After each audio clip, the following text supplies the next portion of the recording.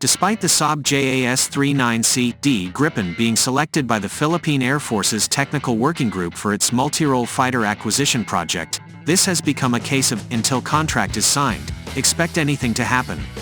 We received word from several sources that the push forward on the Enhanced Defense Cooperation Agreement, EDCA, between the US and Philippine Defense Departments have bolstered efforts to gain support and influence to support the selection of the Lockheed Martin F-16 Block 70 Viper. The EDCA is said to help make it easier for the US to support F-16 operations and sustainment of the Philippines since it is their country's product, and their own supply chain supports F-16s and its subsystems.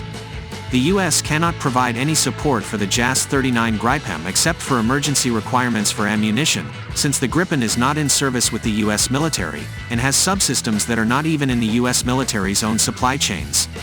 Also, EDCA may be a backdoor for the US to reduce the overall cost of the F-16 Viper since many of the items included in the overall package that pushed the Viper's price beyond the PAF's budget could be provided by the US separately or procured separately by the Philippines through mechanisms under EDCA.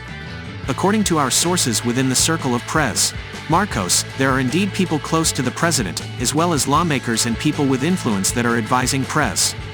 Marcos to negotiate with the US as part of improving military ties and as deterrence to China, to get the Vipers plus several earlier versions of the F-16C-D Fighting Falcon as interim while new builds are still under construction as part of a friendly and more affordable package that includes foreign military financing option. It remains to be seen though if these backdoor moves will derail ongoing negotiations with Saab and the Swedish government for the procurement of the 14 JAS-38C-D Gripen using unfinished airframes paid for by Sweden a few years ago.